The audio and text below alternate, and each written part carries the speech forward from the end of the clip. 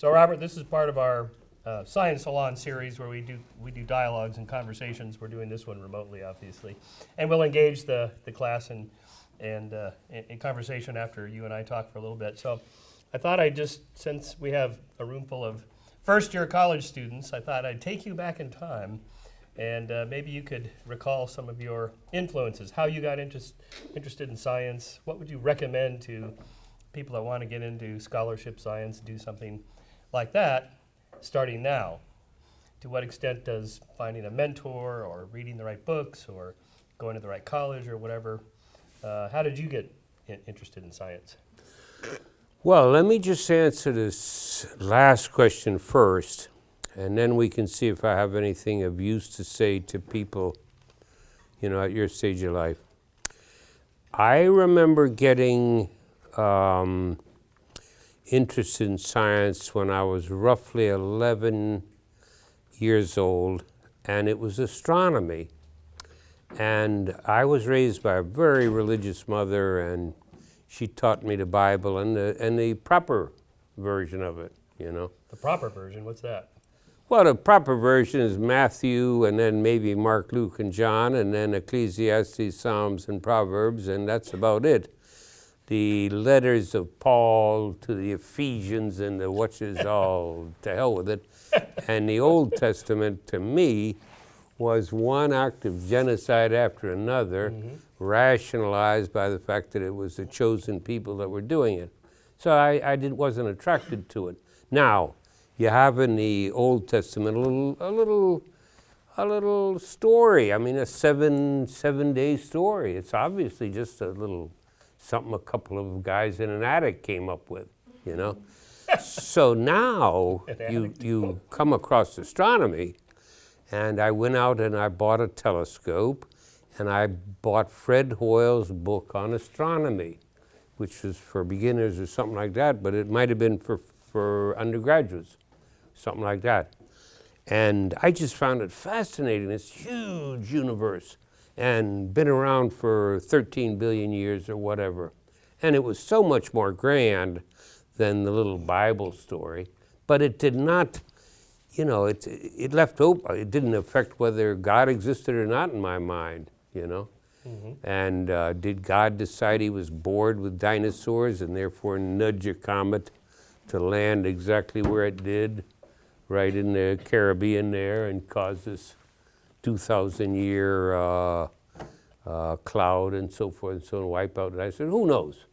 But I just wasn't interested in that. I was just interested in astronomy. Well, they didn't have astronomy in school, but I was just heading towards algebra. Now, my father got a PhD in philosophy from Harvard in the 30s, and back then the rule was at Harvard that you had to get a master's in a related discipline.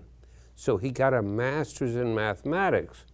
So up on the third floor where I was assigned to sleep, one room and my older brother in another one, and this is the 50s, there wasn't nothing going on. There was no internet. There wasn't even television in our home. This is... Old school. Yeah, exactly. Books, paper books. So I see some book called Differential Calculus, and I haul it out, and I say, what the hell? I guess I was learning algebra then or something. I said, I can master this. So 2 months later, I had mastered differential calculus. Well, then I looked, the book right next to it was called Integral Calculus. And I flipped it open, and I said, Jesus Christ, if you learn this, you can calculate the area under a complex curve. So this is something else again. So again, it was about 2 months. So I mastered calculus before I was 14. Then we went to Germany, and the reason why I was in a German gymnasium was because I wanted to be in a wissenschaftliches Gymnasium, which is scientific gymnasium, because at that time the German scientists were world famous, right? Now, my father, bless his lazy ass,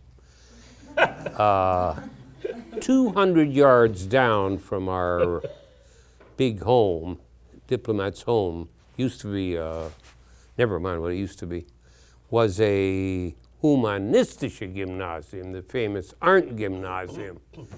And so he says, I loved Greek, classical Greek. You'll love classical Greek. I'm saying, you, me? How the hell does that make sense? What I am mad at against myself to this day is that I didn't sit down and say to him, look, I'm going to a German school not to learn Greek, but to learn science. So you just figure out where the nearest Wissenschaftliche Gymnasium is. It wouldn't have taken me more than 3 days to memorize what bus you take and get off, right? Instead, I'm writing 20 Greek words at night, 20 German words, chuck, chuck, chuck, everything in your head.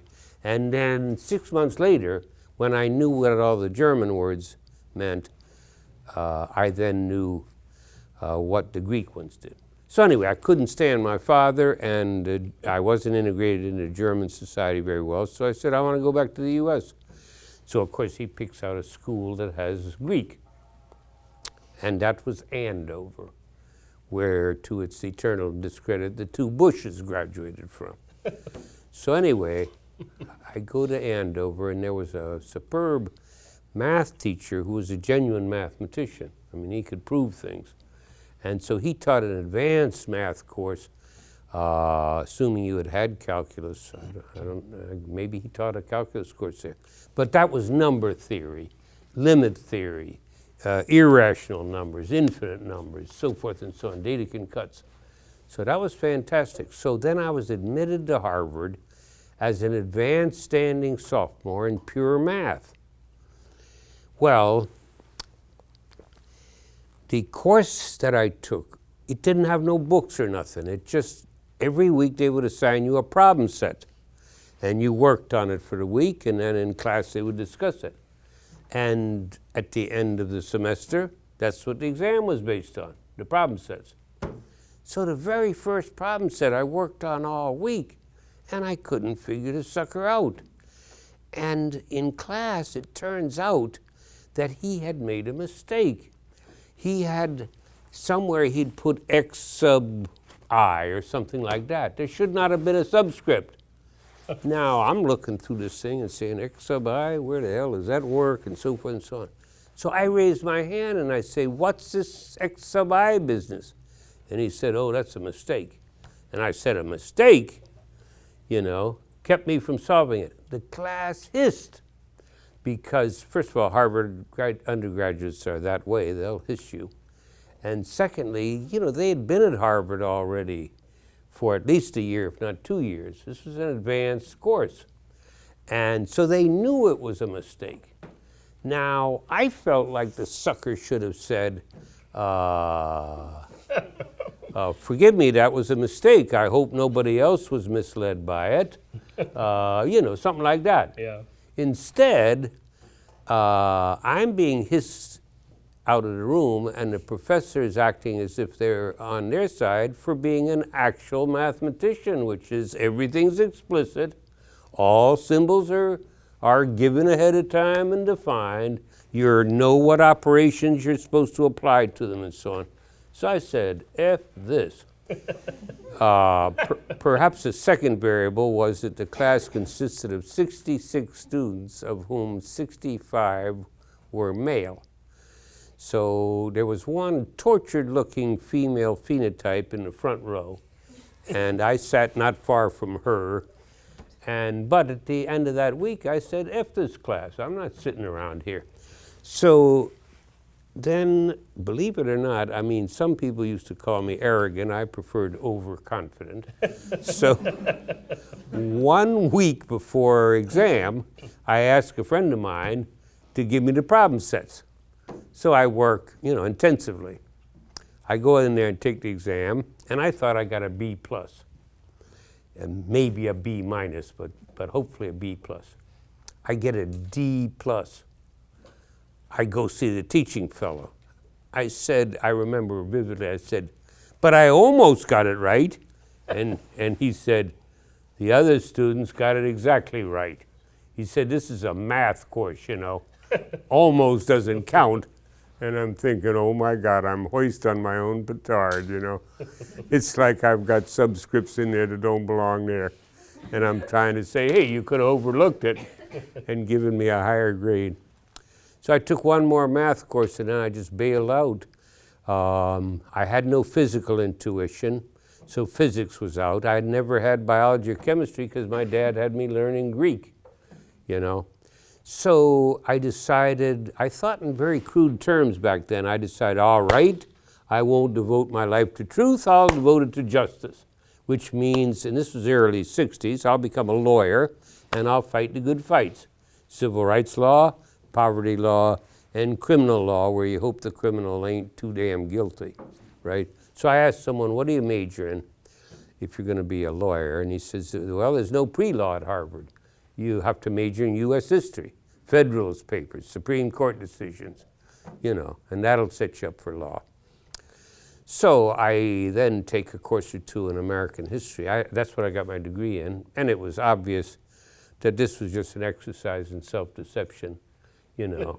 Why are we the greatest nation ever created and the greatest set of people ever to stride on the face of the earth? You know, and the competing answers in U.S. historiography were competing answers to those questions. For example, one was the receding frontier. No, that's called genocide of Amerindians, about receding frontier. You know, God almighty. So you were politically incorrect already Oh, back yeah. then. And on race, certainly. I mean, they were very primitive on that. They were back in the Sambo phase, where black people were the white people's burden, as if we're stooped over from carrying black people along. We know it don't go that way. And black people, they're real happy as long as you give them some music and some dance and, you know, Sambo. So anyway, I thought it was nonsense from beginning to end. So I got a job writing and illustrating children's books when I was 22. Now I realize it's 4 years further along than you are, so he'll soon bring me back to the point, but let me just get to evolutionary logic. So this was the new social studies course, because when the Sputnik was put up by the Russians in 1958, I think, the first satellite to go around the Earth, the U.S. got scared. So it came up with, it had the NSF fund the new math. Then there was a new physics. And then they said, what the hell, let's do the new social studies too. And that was really great because they sent Irv DeVore out there to have all this wonderful baboon footage. And so every day I would go down the basement because they were showing us raw footage and Irv was saying, and there's this and that. So it's incredible. You're getting immersed in another species, you know. And that's Silk Eskimos, so they were hunter-gatherers. All right. So for the first 2 months, they said, just read on these different things. Fine. Then they call me in one day. They say, what do you know about humans? By which they meant sociology, psychology, anthropology. I said, nothing. They said, what do you know about animals? I said, nothing. They said, you work on animals. That's because they cared less about the animal material. So on such a almost random and small fulcrum, your whole life can change. Because if they had said, you work on sociology, I wouldn't be here now. God knows where I would be, but I wouldn't be here now, you can be sure of that. So then they... Well, you'd probably be doing something else in some other field that was relatively successful because you're smart and hardworking and you're driven to solve problems. So maybe it wasn't math problems or biology problems, it might have been something else. In other words, lives turn out, to a certain extent, there's randomness. Sociology? Please, come on, give me a break. That's like, you know, I think I'll just do an honor killing on myself. There are some people working on making sociology more scientific, right, Kevin? Yes, and this is what, 50 years after what we're talking about. But you got to start somewhere. Well, fine, but in any case, make your case for sociology. I don't know what the hell I'd be doing, but I would not have become a biologist. And so, in any case, they hooked me up with a biologist, and an excellent one, who was head of the Mass Audubon Society. And so he would give me references and he would oversee my work. They hired him just to run me. So since they had this section on Netsilik Eskimos, they wanted a children's book on the caribou and its antlers. Caribou is one of the only deer, if not the only deer in the world, where females have antlers as well. And they develop it according to a different cycle. And any of you women, or men for that matter, that want to know why they have antlers, I'm more than happy to tell you. But in any case, I was assigned this book on caribou and its antlers. Now, there was a guy named Wynne Edwards in 1962 who had taken species advantage reasoning to its absurd conclusion. You know, it was a 600-page book in which everything was reinterpreted in terms of population regulation. We cannot eat ourselves out of house and home when times are good, because then when times are bad, we'll crash and go extinct. So we've got to restrain ourselves when times are good in order to survive when times are bad. So I remember vividly one example. Crustacea of some sort, but small shrimp basically. They tend to rise in the daytime up to close to the surface. And then at night, they go back down a couple hundred yards, something like that. Now, I'm not dead sure why now. It's not photosynthesis, but it may be that their prey is much more numerous there in the daytime. Or it may be they're getting some advantage from the sun. Wynne Edwards' interpretation, so there was an interpretation that was well known in biology among those that studied those creatures. It had nothing to do with population regulation. He argued that it's easier to count your numbers in a two-dimensional environment than in a three. So the shrimp all go up against the top of the ocean, and then the shrimp that are assigned to count are below, and they're looking up and saying, oh, there's 180, and there's 240, and whatever. And so then they would know how to regulate population numbers. So anyway, my teacher said, all right, read only the first chapter. Oh, sorry. When I came out there, I had read a paper in the Wynne Edwards tradition. This was 1965, so it was just 3 years later. Epideictic displays. And it claimed that in September, when males clean their antlers of velvet, and the velvet is simply the skin that provide the nutrients to form the damn antlers in the first place, but they clean the velvet off, and they do this in some cases by thrashing their antlers around in bushes, and they sometimes get erections. So this guy, Wynne Edwards. As one does. Well, what's that? Go ahead, I want to hear your comment on erections. As one does. As one does? When you're cleaning your horns. Yes, yeah. Yes. Oh, okay. This ear is just for decoration, by the way. It doesn't work. Oh, we should have switched to... We could switch, and then I would actually hear you. But okay, on the other, we'll switch. If you don't mind. All right, here we go. Then I won't miss these outrageous comments of his. All right. So Robert, no, let me just finish that. Let me just finish that. So anyway, and the book was refuted by David Lack, a famous ornithologist, but it hadn't published yet. It was published the next year, Population Studies of Birds. It was an appendix against Wynne Edwards, but he had it. So he had a Xerox copy. So he said, here's my copy of Wynne Edwards, only read the first chapter. Here's Lack's response. And I spent 3 days reading one after the other, and I was reconverted each time. You know, I would read Wynne Edwards, and I would say, yes, he's on to something bigger and more important. Then I'd read David Lack, and I'd say, nah, he's full of shit. That ain't logical. Then I'd be reconverted. But after 3 days, Wynne Edwards' grip on me lessened, and then he floated off into the surrounding gloom. And it was like a religious conversion. I almost buttonholed people on the Boston subway and said, "Do you know what's wrong with group selection thinking?" Because that's what that kind of thinking was called.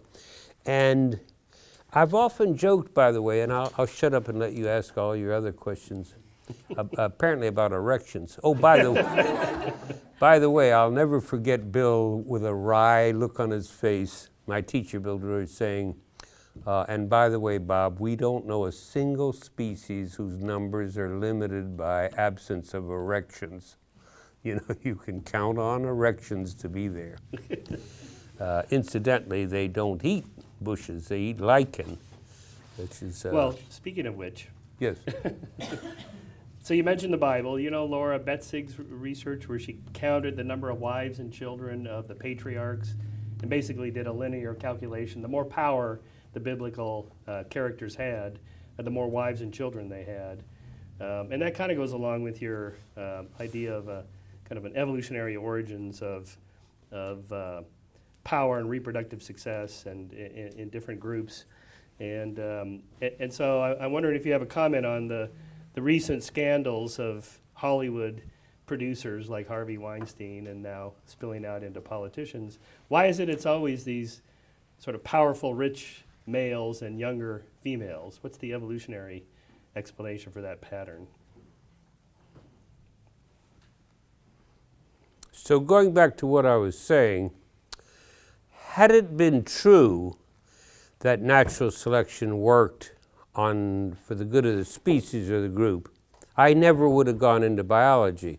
Because to this day, we don't know what's good for a species, and we cannot define a group.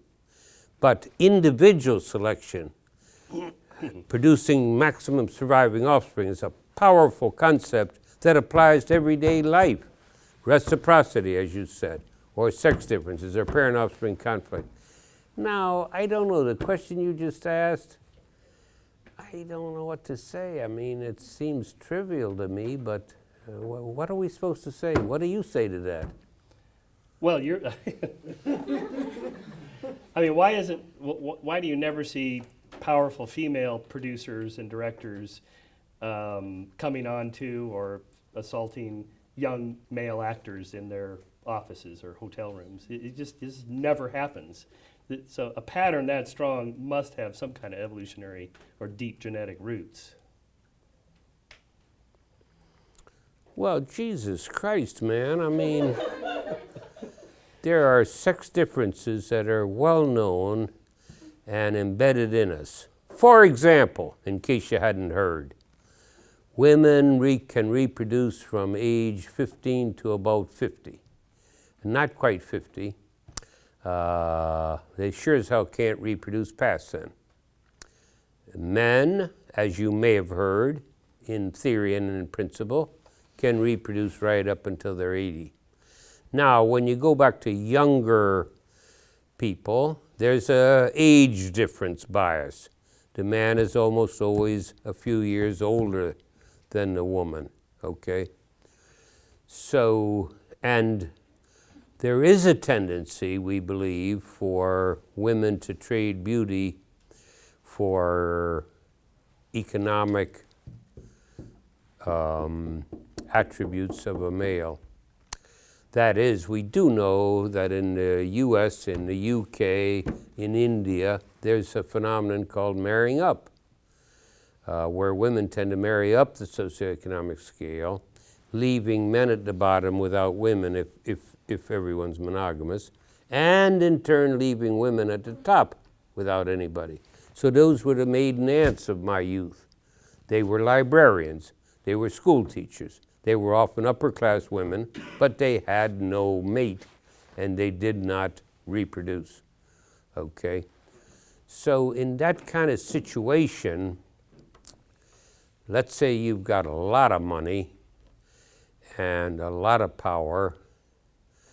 I mean, isn't it obvious that you would be tempted to exploit that for sexual pleasure? You tell me. Well, one of the arguments against that is that this is all culture. and that if we had a truly equal society, these kinds of abuses, power abuses, would not happen. And along those lines, and you can comment on this, that rape is not about sex. This is the sort of equality feminism argument. Rape is about power, not about sex. I think that's stupid on its face. Rape is about both sex and violence. It is not just violence. It is not just asserting power over women. It's using violence to get sex. It's violent sex. And has rape been selected for? There's no question about that. Not necessarily in a day-to-day world, although I'm not so sure. But certainly when West Pakistan invaded East Pakistan, who was trying to become independent and who did become independent, and they're now called Bangladesh, they were then kicked out and they left behind 250,000 children in a society in which the women, as per what we were talking about with their reproductive value sinking to zero because they're no longer virgins, there's a lot of harm done to them, but they left behind 250,000 children, and they were raped. You know, this was not friendly, hi, can I take you out to tea and biscuits? So the fact that rape can be selected for, there's no question about it. But as you know, Randy Thornhill and I forget the other author, they wrote that book, The Natural History of Rape, and they were hammered in the media and in academia for excusing rape as a natural, like the guy would say, I couldn't help it, it's part of my genes. And of course they weren't arguing that, they were just arguing there could be a sort of a genetic basis for having the power and opportunity to then exploit that. Well, yes, I remember that. It was, the first book was written by Randy and his then wife.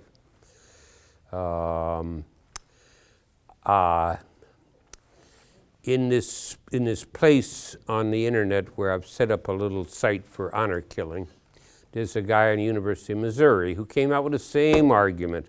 All you're doing is rationalizing it by talking about the evolutionary genetics of honor killing. So you're making it sound all right because it's favored by natural selection. I said, you're just committing the naturalistic fallacy, and that's been shown to be mistaken for over 100 years. That is, what's in nature is per se good. And then he comes back with something equally stupid, which is kind of like, well, not me, but other people. And so I say, for example, rape. And then I say, I lecture on the topic, and I do. In my course in social evolution, there's one full lecture on forced copulations. I don't believe in using the human word out of context, although, well, never mind. There's one. I mean, you would not say animals commit rape. Non-human animals, I mean, we're they animals. commit forced copulations. So don't use the word rape if it has human connotations, because that brings the human connotations into the animal example. Just describe it more objectively. It's a forced copulation. Now, I was going to say, since you brought it up, if you've ever seen a forced copulation in ducks, and ducks are one of the very few species of birds that have forced copulations, it goddamn well looks like rape. I mean, it looks bad. I've seen it once in a pond in I think it was Santa Cruz maybe, and it was a gang rape, which is also characteristic of the ducks. And females will sometimes, and not that infrequently, drown, because there's male after male pushing her down. Now, a bird copulation lasts 2 or 3 seconds. They're very, very fast, and they're done. And females are able to prevent forced copulations just by flicking their tail feathers. However, duck females are vulnerable because they're swimming around on a aqueous surface, you know. And so if a bunch of males jump her, it's hard for her to get away, and she also may be killed in the process. So in any case, what I then told him was that the last 15 minutes of the lecture are on my counsel to women on how to minimize the chance that you're raped. And so you use evidence from a couple of sources if you want, or logic from a couple of sources. I'll give you just 2 examples. One is if you're walking down the street at night and you see 3 men coming towards you and they make you nervous. If they're the wrong ethnic group, do not make that force you to go ahead and say, otherwise I'm prejudiced against Mexicans or black youths or Arabs or Asians or whatever. And then I say, always seek the light. And that means often go out into the street. That's a hell of a lot safer than you trying to keep to the shadows on this side. That's exactly what a rapist would like to do, grab you and get you into the shadows. But if you go out into the street, you're in public, you know.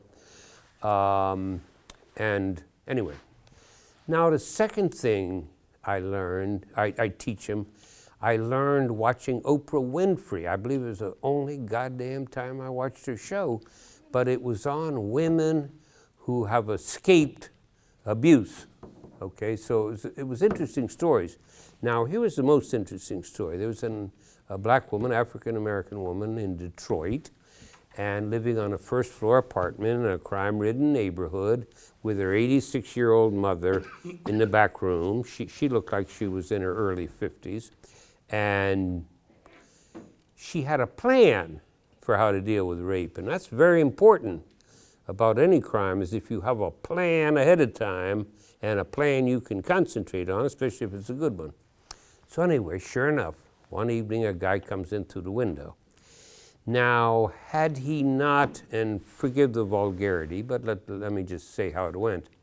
Had he not said, suck my cock, B-I-T-C-H, I like to call women witches when I actually mean the other word because I don't like the sound of the other word. But anyway, so he says, if he had not said that, she would have said, hey, we don't need to make this so rough. Let me suck your dick first. Why? So the guy actually presents the erection right to her, which is exactly what she wants. She grabs the dick at the bottom, like so. She grabs the balls right below, and she goes like this. And it was obvious, watching her act it out, that she'd been, practicing. Ever since then, and it's not an enormous fear that you're about to lean me over, but still, I regard it as a useful thing to be able to do. And I'm not necessarily thinking about a dick and balls. But that's what she did, and it was so painful, the guy ends up begging her to call the police because she won't let him go. And she tells him, you entered my home improperly. You're going to leave properly, i.e. out the front door, which of course is triple locked and so on. But furthermore, it being a dangerous ghetto community, it has one of these, steel rods that goes up there and sinks into the, hole in the floor. So that poor sucker had to do all this while she's got him like this. And he's saying, call the police, I can't take it. And she goes out on the porch and flings him out there, and then she calls the police. So I teach women that, and I'll teach them. Okay, when you do the student evaluations of this class, don't mention that. Actually, Robert taught me how to do a proper knife fight. I think it was the first time we met, that you never go like that to somebody. You hold the knife like this so that you can block them and then stab them this way, right? Is that the proper? Yeah, but it's no, it's not just that. It's you keep the blade facing out this way. Yeah. Oh, okay. There's a basic rule of martial arts or self-defense: no wasted moves. So a Jamaican has his switchblade, his ratchet knife, in his back pocket with a little ring. So he goes like this. He pulls it out, one move. He goes like this to flip it open, second move. Then he grabs it, third move. Now what the hell does he do? Well, he tries to lunge or maybe go down like this. But I was taught by Filipino martial arts experts. I had 6 hours of private lessons from the Grand Master. So he's telling me this is how you hold the knife, with the blade out here. So what you actually do with your enemy is you swing up like so towards his neck. Oh, nice. Now you immediately cross your arms, because that's your protection, and then you go, ah, ah, ah, ah. Now, by the way, if you draw a knife on me, what I would do if I'm fairly close is I would just rush you like this, okay? And then if my eyes are working right, and of course it takes a little bit of training, then if you have your knife in that hand, you know, then I go like so and twist. Or if you have your knife in that hand, I go down like so and twist. You see what I'm saying? So I would actually rush someone who is armed and I'm not. But I would do it like this because it's very hard for you to get the knife in me, you know, as long as I'm doing something like that. Okay. So maybe you want to tell him your story of being attacked in Jamaica. Or maybe not. Which attack was that? Oh, which one? Okay. Which attack was that? Well, the one you wrote about in your memoir. No, but I wrote about several. I wrote about robbed at gunpoint in East Kingston. How did you end up in Jamaica anyway, from Rutgers? Wasn't from Rutgers, brother. It was from Harvard. Oh. And Well, same principle. my advisor was not Ernst Meyer. Everybody says it. He was just a close personal friend. My advisor was Ernest Williams, who was a Harvard bachelor in his 50s, who was the world's expert on anolis lizards, which are all the lizards where the male has a dewlap, okay? And they used to range from Florida to Brazil, but with global warming now, I think they're probably up to Virginia. I know they were up to North Carolina last time I looked. And there's 200 species, and they're spread through all the West Indies, and so they amount to a whole series of parallel evolutionary experiments. And he was the first one to get an NSF grant of some size for evolutionary biology. Before him, it was all molecular, cellular, whatnot. So he takes me down to Jamaica for a collecting expedition 1 week. I wanted to go to Panama and look at howler monkeys, which would have been crazy. Howler monkeys are like 40 feet up, and you're on Barrow, Colorado Island, and you're hoping to see a couple of testicles, because then at least you know the sex of one of the monkeys that you've just seen at 50 feet crossing over, boring and so on. Anyway, so he used every argument in the book. He said, there's even a fossil monkey on Jamaica. If you're obsessed about monkeys, there's a fossil monkey. Yeah, I'll bet you the behavior of them is fun to watch.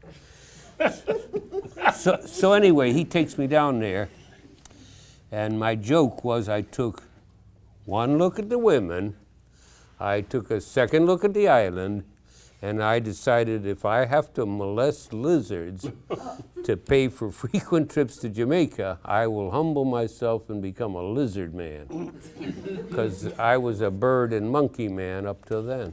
So Harvard had a rule that if you did a theoretical thesis, as I did, because it was reciprocal altruism and then the first and only theory, general theory for the evolution of sex differences, parental investment and sexual selection. Those were the first 2 chapters of my thesis, but you had to have an empirical chapter. So you could either do lab work, which I was not about to do, or you could do field work. So I set up a long-term project where I had to fly back to Jamaica every 4 months. I mean, 3 months of work on those papers, fly down to Jamaica for a month, and recapture my lizards, and you clip their toenails in unique patterns. So everybody has their own number. Now these lizards, green lizards, are sizable, so you can also paint a number on their back and watch them while you're down there. But when they shed their skin, which is once every 3 weeks or so, there goes the number. But to get growth rate and survival rate, and the things that you're expected to as a graduate student, I had a long-term project. So I just would fly down there regularly. So that's how I happened to go to Jamaica. So that's way back at Harvard. Rutgers didn't offer me nothing. The great retarded Robert, state of Jersey. before we run out of time, let's move to the lightning round here. I want to get your opinion on some hot button issues, particularly related to the one you just brought up, which is sex differences or gender differences. As you know, this is a pretty volatile topic right now. Do you know this guy, James Damore, who was fired from Google? He's an engineer, programming engineer there, who wrote an internal memo about gender differences in different abilities and preferences, and argued that the problem was Google has like 80% engineers are male. Right. So, and they want to make it 50-50. This is their goal. Right. And his argument was, you're never going to do it because men and women have different interests and abilities, and the main reason for the difference here is interests. And anyway, he got fired when this internal memo went external, and it went viral on the internet and all that stuff. Yeah, I vaguely heard about it. Go ahead. So the debate is, to what extent, and you're an old lefty that wants justice and equality for people. You fought for this, the Black Panthers and so on. But the emphasis seems to be, if it's not perfectly 50-50 across the board in all professions, then there must be bias, prejudice, bigotry still existing in No, our I don't society. believe that at all. Because there are fundamental differences between the brains of men and women. And one of the mistakes of the first wave of feminists, I recently lectured on that abroad and so on, where I started out lecturing on feminism and so on. I was so naive that when the first wave of feminism swept around the corner, which was like the late 60s, I thought, wow, we're on the same side, because I had a female-biased approach towards biology. What were the first creatures? They weren't males, they were females, i.e. creatures that are capable of making out of their body another creature. Now, you may not think of calling a bacteria female or paramecium or whatnot, but in terms of that structure, that's the way it works.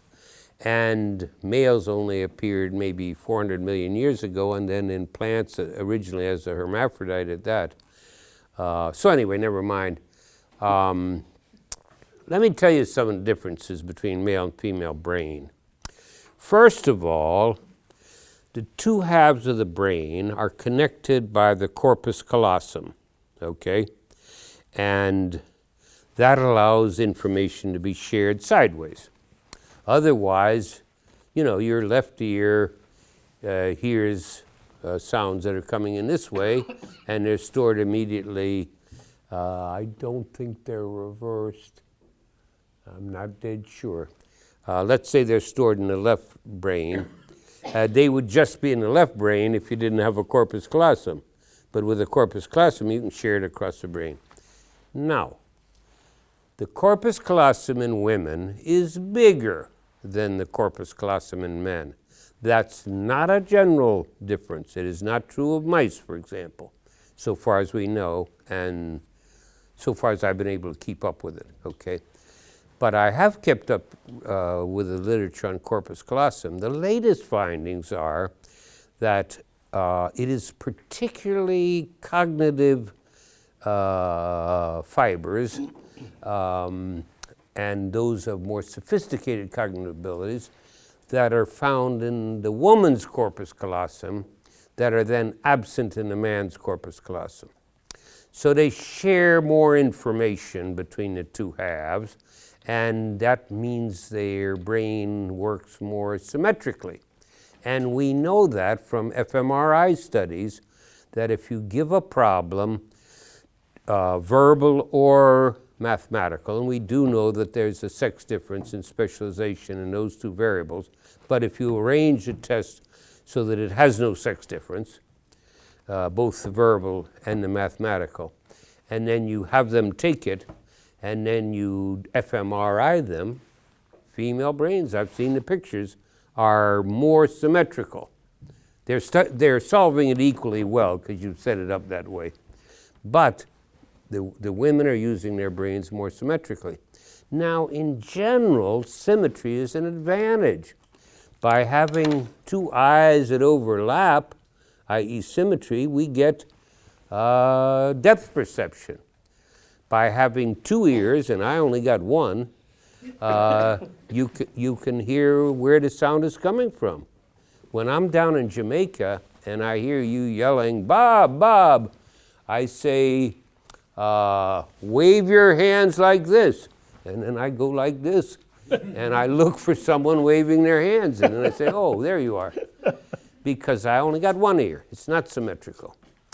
So that's one big difference. So between what would that two translate sexes. to in terms of like professions or jobs or whatever? I don't know, but I do think that women are much more socially smart than men are. I mean, like emotional intelligence or social intelligence. Yeah, I wouldn't. Why do you restrict it immediately? Emotional intelligence. Well, this is what people call it now. It is what in that sentence?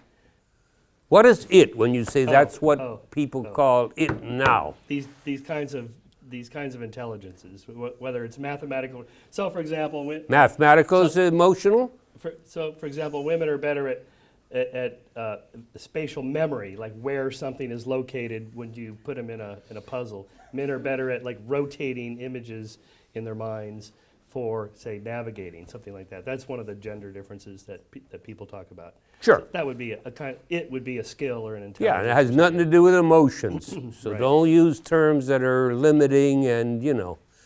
But what I'm getting at is that, sort of the larger picture.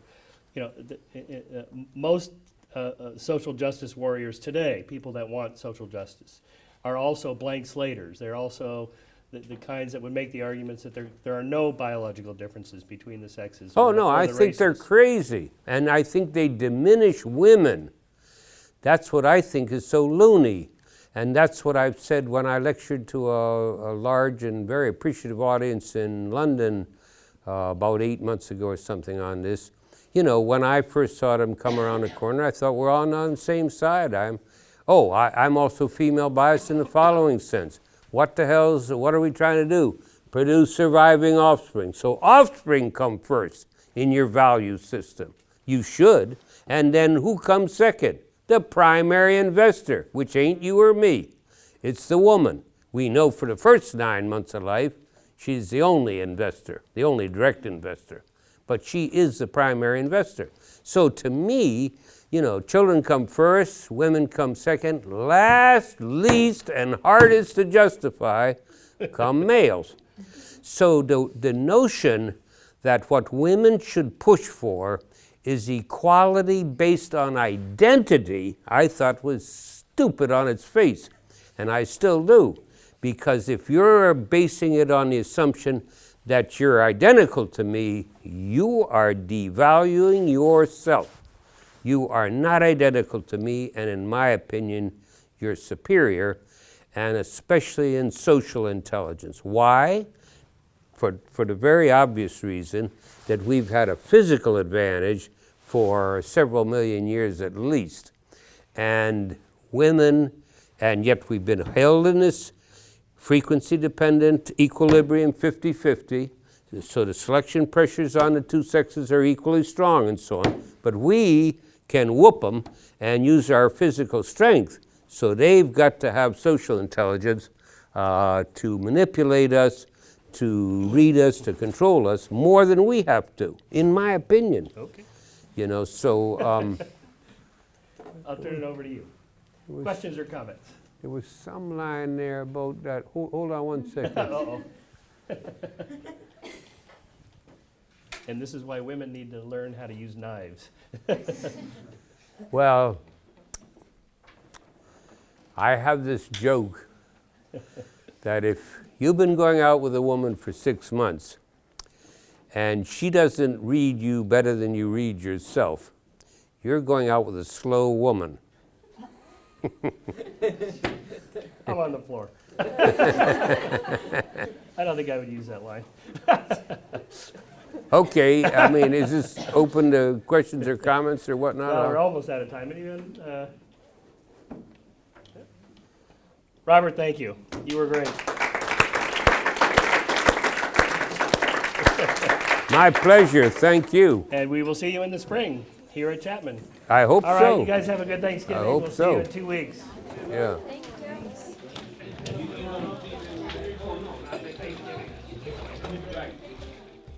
Thank you for watching.